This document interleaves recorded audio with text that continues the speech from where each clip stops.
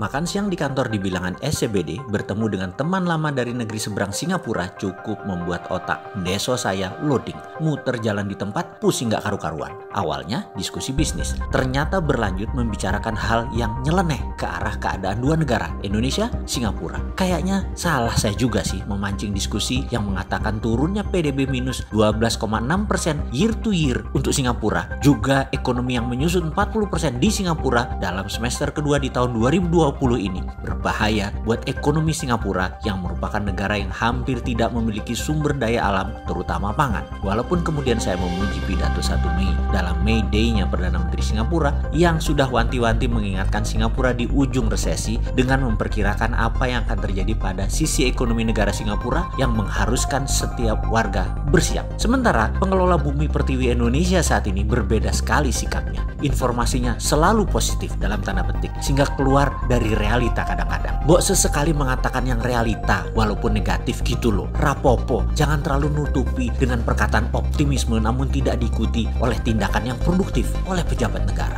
Lalu sahabat saya ini menceritakan rinci apa yang Singapura akan lakukan walaupun minus 40% di mana masyarakat diberi pemahaman dan persiapan.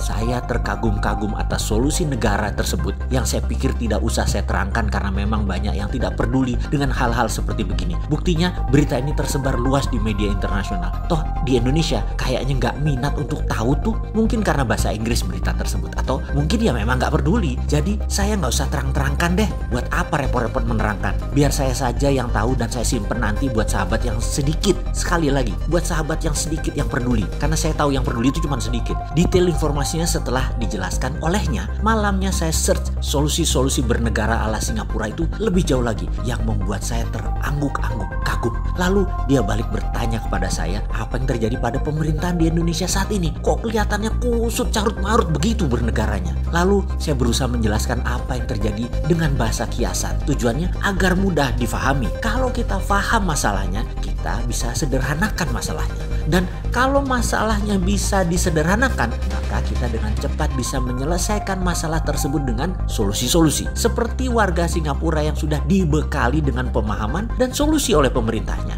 Jadi apa masalah di Indonesia? Demikian dia mengulangi lagi pertanyaannya. Saya mengatakan, negara Indonesia ini ibarat saat ini seperti keluarga yang dikelola dengan ketat oleh seorang emak-emak yang pelit walau dia sering nongkrong arisan dengan kaum sosialita, kaum elit. Emak-emak ini pandai bertutur. Suaminya sering kalah awu kalau ngomongin masalah dapur, masalah keuangan dan masalah anak-anak. Kalah aja dia ngomong. Pokoknya urusan domestik, sang istri, sang emak-emak itu penjurunya. Suatu ketika suaminya pendapatannya turun. Emak-emak tadi semakin mengetatkan anggaran pengeluaran rumah tangganya. Ketika suaminya ada ide untuk buat kos-kosan, dia ngotot tidak setuju karena uang dapur lebih penting. Padahal ketika dulu suaminya ngedrop anggaran, terkadang pinter emak-emak ini bisa menyicil belanja tas Hermes, dompet Dior, memanfaatkan sela-sela anggaran tadi. Namun begitu suaminya minta persetujuan ubah ruang kamar jadi tempat kosan, walaupun produktif, emak-emak ini nggak mau. Emak-emaknya nggak terlalu paham bisnis, tetapi ketat jaga uang. Suaminya yang terus-menerus turun pendapatannya semakin bingung. Malah emak-emaknya selalu berkata, itu halaman belakang masih bisa buat cari utangan. Itu juga warisan keluarga kamu, masih bisa kita jaminkan buat cari hutangan. Saking bingungnya sang suami, akhirnya warisan keluarganya yang harusnya buat anak cucunya mulai digadai dan dihutangkan satu persatu. Demikian saya mengatakan kepadanya apa yang terjadi di Indonesia saat ini, yang dia kemudian berkata, kalau ekonomi Indonesia bagaimana? Saya pun teringat ketika di Singapura pendidikannya kan gaya Inggris, maka istilah Inggris pasti paham dan familiar menurut saya ya. Saya pun bertanya kepada dia sebelum menjawab pertanyaannya, do you know mom and pop store, right? Yes, katanya cepat. Saya melanjutkan cerita Sanepo berikutnya. Jadi ekonomi Indonesia ini ibarat toko kelontong mom and pop tadi. Toko yang pemiliknya sepasang suami istri yang bekerja siang malam jualan di toko keluarga tersebut. Di toko tadi banyak jualan, banyak barang, namun 90% adalah barang impor. Apa daya, akhir-akhir ini berkurang pembeli yang datang. Makin hari makin sepi yang datang ke tokonya untuk belanja. Karena banyaknya kebutuhan,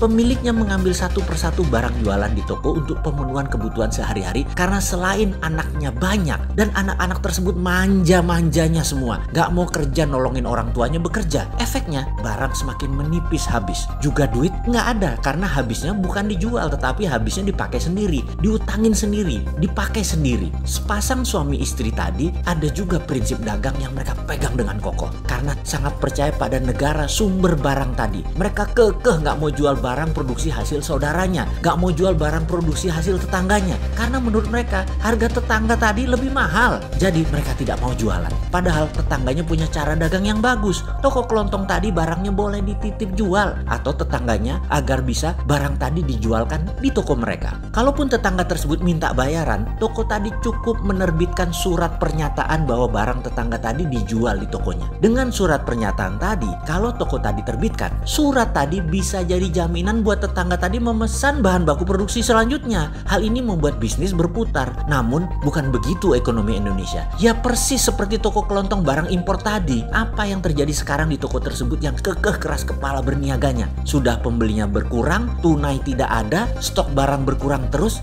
Pak Lurah tiap hari nagih pajak. Ada aja Pak Lurah pajakin. Ada lampu jalan lah dipajakin, ada pajak toko lah, ada papan reklame toko lah dipajakin, ada pajak parkir lah, ada pajak asap knalpot motor pembeli yang datang lah. Ada aja pajak ciptaan Pak Lurah ini. Toko tadi nggak mau printing money sayangnya untuk menerbitkan surat berharga untuk tetangganya tadi. Itulah ekonomi Indonesia saat ini yang masalahnya saya lihat dari versi saya. Demikian kalimat saya bercerita membuat dirinya berkata, wah beda nih solusinya dengan Singapura ya. Saya bilang, iya beda. Di negara Singapura bininya nggak ngatur dan nggak posesif seperti di Indonesia saat ini. Dia pun berkata kepada saya, kalau bosman kasih saran, apa solusinya kalau begitu buat Indonesia? Saya menjawab, kayaknya talak satu deh tuh bini yang Indonesia. Dan kalau dia nggak mau ditalak, ya berubah. Ikuti suaminya sekarang dan jangan ngatur-ngatur kalau suaminya mau nambah kos-kosan. Kalau bro, apa sarannya buat Indonesia? Kalau saya saran buat Indonesia, saya poligami aja deh, cari satu lagi bini yang lebih bisa saya atur.